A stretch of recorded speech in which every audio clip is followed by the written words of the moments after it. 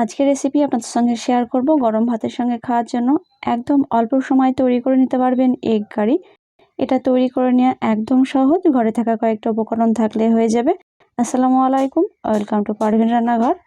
Egg কারি তৈরি করে নেওয়ার জন্য আমি নিয়েছি 2টো পেঁয়াজ, 2টো টমেটো, ধনেপাতা কুচি, তার সঙ্গে নিয়েছি 3টে কাঁচামরিচ। তো কাঁচামরিচটার ঝাল কম আছে, এর জন্য 3টে নিয়েছি, ঝাল থাকলে একটা নেবেন। আদা রসুন পেস্ট অবশ্যই নিতে হবে, আমি নিয়েছি 2 চামচ মতো আদা রসুন পেস্ট। আদা রসুন পেঁয়াজ টমেটো সবগুলো পেস্ট করে রাখা হয়েছে, একটা সাইডে রেখে দিলাম। এরপর ডিমগুলো রেডি করে নিতে হবে।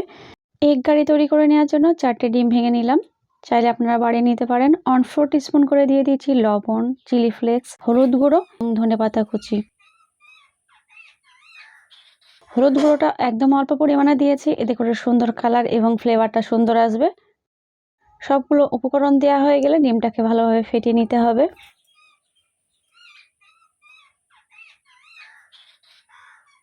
ডিমগুলো ফেটানো হয়ে গেছে, একটা ফ্রাই প্যান বসিয়ে সরিষার তেল দিয়ে দিচ্ছি 1 চামচ।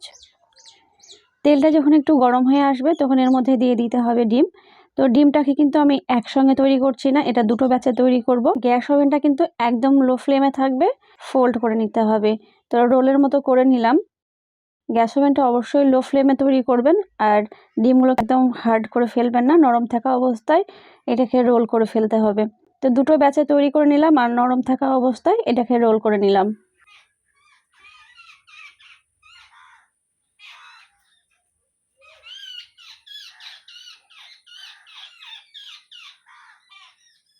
ডিমগুলো ভেজে নেওয়ার পর কেটে নিয়েছি।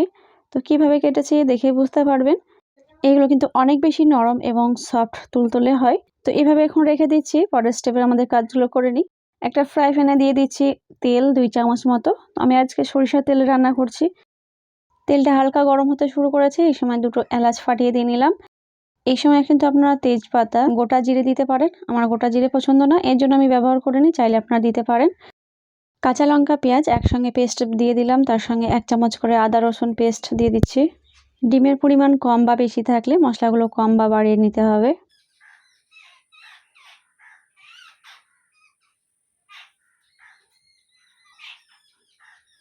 কয়েক সেকেন্ড মশলাগুলো ভেজে নেওয়ার পর এর মধ্যে দিয়ে দিতে হবে টমেটো পেস্ট।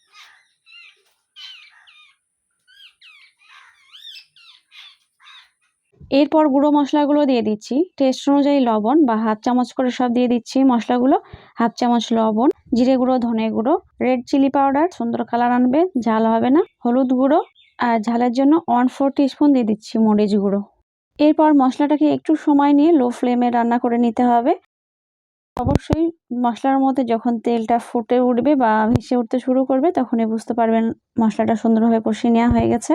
মশলাগুলো কষিয়ে নেওয়ার সময় অবশ্যই খেয়াল রাখতে হবে যেন না পুড়ে যায়। এর জন্য আমি 1/4 কাপ মতো পানি দিয়ে 2 মিনিট মতো ঢাকা দিয়ে রাখলাম। মশলাগুলো 2 মিনিট ঢাকা দিয়ে রাখলেই সুন্দর মতো তেলটা ভাজতে শুরু করবে, কষানো হয়ে যাবে। এখন আপনাদের দেখে বুঝতে পারবেন তেলটাও ছেড়ে দিয়েছে আর মশলার কালারটাও সুন্দর এসে গেছে। গ্রেভির জন্য যতটা পানি প্রয়োজন হবে আমি দিয়ে দিচ্ছি এর মধ্যে। তো আমি এখানে 2 কাপ মতো পানি দিয়ে নিলাম, চাইলে কিন্তু আপনারা বাড়িয়ে বা কমিয়ে নিতে পারেন। এখন দিয়ে দিচ্ছি গরম মশলা 1/2 চামচ, ধনেপাতা কুচি পরিমাণ মতো।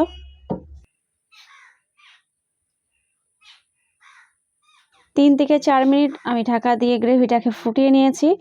এরপর আমাদের ডিমটা দিয়ে নিতে হবে। যেহেতু ডিমটা দেওয়ার পর বেশিক্ষণ ফোটানোর কোনো দরকার পড়বে না, তাই গ্রেভিটাকে আপনারা প্রথমে ভালোভাবে ফুটিয়ে নেবেন, এরপর ডিমটা দিয়ে দিবেন। তো ডিমগুলো দেওয়ার পর আমি আবারও ঢাকা দিয়ে 2 মিনিট মতো রান্না করে নেব। 2 মিনিট প্রায় রান্না করে নেওয়া হয়ে গেছে। ধনেপাতা কুচি আবারও একটু দিয়ে দিতে হবে, এতে করে সুন্দর ফ্লেভার আসবে। রান্না হয়ে গেছে, এখন গ্যাস ওভেনটা অফ করে নেওয়ার পর আবারও 2 মিনিট মতো শুধু ঢাকা দিয়ে রেখে দিবেন।